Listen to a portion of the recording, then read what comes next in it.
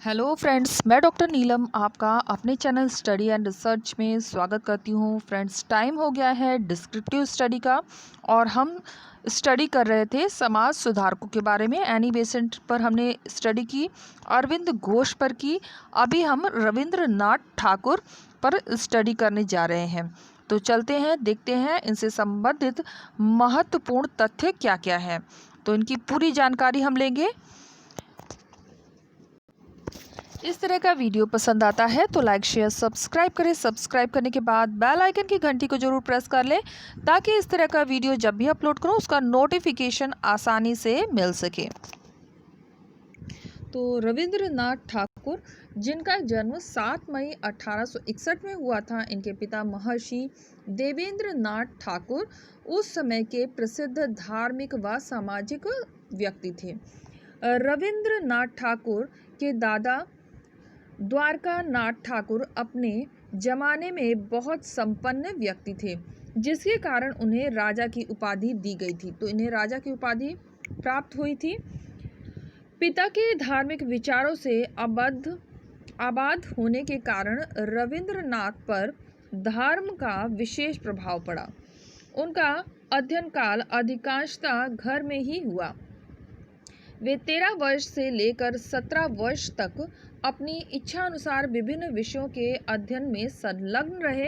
इन दिनों में वे तैराकी व कविता लेखन से जुड़े रहे तथा इनमें भी महारत हासिल की। तत्पश्चात वे अपने बड़े भाई ज्योतिरिंद्र नाथ की देखरेख में संगीत की भी शिक्षा लेने लगे। इस समय ज्योतिरिंद्र नाथ अपने पियानो पर नए नए सुर निकालते तथा रविंद्रनाथ इन सुरों पर कविता की रचना करते। रविंद्रनाथ की आयु जब 17 वर्ष की हुई तब वे विलायत यानी इंग्लैंड भेजे गए, इंग्लैंड चले गए। विलायत जाने से पूर्व रविंद्रनाथ अपने बड़े भाई सत्येंद्र नाथ के साथ अहमदाबाद में जाकर विलायत के तौर तरीके सीखने लगे। सत्येंद्र नाथ प्रथम भारतीय थे जिन्होंने ICS की परीक्षा में 1863 ईस्वी में सफलता हासिल की। रविंद्रनाथ अहमदाबाद से ही अपने भाई सत्येंद्र नाथ के साथ बम्बई यानी मुंबई होते हुए इंग्लैंड गए। यहाँ पर वे एक अंग्रेज परिवार के साथ रहकर अंग्रेजी साहित्य के अध्ययन में संलग्न हो गए। अध्ययन के पश्चात ये अपने देश वापस आ गए। 1884 से 1889 ईस्वी तक वे बंगाल में ही काम करते रहे तथा लेखन में क्रियाशील बने रहे। शिक्षा व्यक्तित्व के विकास की प्रक्रिया के पक्ष में रविंद्रनाथ ठाकुर का मत था कि शिक्षा का अर्थ मस्तिष्क को इस योग्य बनाना है कि वह सत्य की खोज कर सके तथा अपना बनाते हुए उसको व्यक्त कर सके। तो स्टेटमेंट जरूर ध्यान रखिए क्योंकि स्टेटमेंट से रिलेटेड क्वेश्चंस काफ़ी बनते हैं। उन्होंने अपने कुछ कविताओं का संग्रह अंग्रेजी में गीतांजलि नाम से प्रकाशित किया, जिसकी भूमिका अंग्रेजों के सुप्रसिद्ध कवि इट्स ने लिखी थी।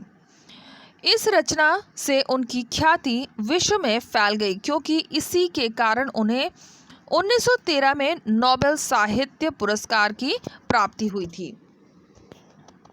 सबसे महत्वपूर्ण बात यह है कि इस पुस्तक की भूमिका लिखने वाले इट्स महोदय को इसके बाद यह पुरस्कार प्राप्त हुआ।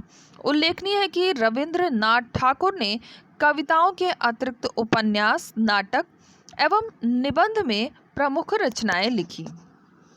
जब गांधी जी ने रविंद्रनाथ ठाकुर ने कविताओं के अतिरिक्त उपन्यास, नाटक एवं निबंध में प्रमुख रचनाएं लिखी। जब गांधी जी ने असहयोग आंदोलन चलाया तो उन्होंने उसको नैतिक समर्थन दिया। इससे पूर्व ही वे जलियांवाला बाग के हत्याकांड, जो कि 1919 में हुआ था, से रुष्ट होकर सर की ब्रिटिश सरकार की उपाधि को परित्याग कर दिया। शायद वही एक नाइट थे। तो नाइट की उपाधि मिली थी, ये ध्यान रखिएगा। और सर की उपाधि उन्होंने त्याग कर दिया था। किस कारण से? जलियांवाला जो हत्याकांड हुआ था जनरल डायर की वजह से। तो उस समय जिन्होंने नाइटहुड की उपाधि परित्याग की, गांधी जी उन्हें इतना सम्मान देते थे कि वे उन्हें गुरुदेव कहकर बुलाते थे। तो ये भी प्रश्न बनता है कि गुरुदेव उपाधि किसने दी थी? तो महात्मा गांधी के द्वारा इनको गुरुदेव कहा जाता था। 1939 ईस्वी की बात है जब रविंद्रनाथ ठाकुर की तबीयत अत्यंत खराब हो गई थी। तब डॉक्टर ने उन्हें आराम करने की सलाह दी। फिर भी कविकार प्रतिदिन के अपने कार्य नियमानुसार जरूर संपादित करते थे।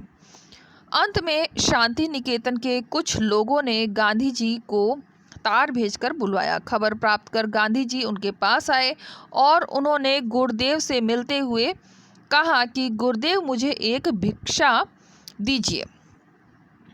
पर इस पर गुरुदेव बोले कि जो स्वयं भिखारी हो वह दूसरों को क्या भीख दे सकता है। गांधी जी अपनी बात पर अड़े हुए उनसे यह बात मनवाने में सफल हुए कि वे भोजनोपरांत 1 घंटे आराम करेंगे। 1914 से 1918 ईस्वी के प्रथम विश्व युद्ध तथा 1941 से 1945 ईस्वी तक के द्वितीय विश्व युद्ध में रविंद्रनाथ जी बेहद निराश हुए। इसके लिए उन्होंने सभ्यता का संकट नामक एक लेख लिखकर इस युद्ध में होने वाली हानियों की ओर जनता का ध्यान आकृष्ट किया और 7 अगस्त 1941 को उनकी मृत्यु हो गई।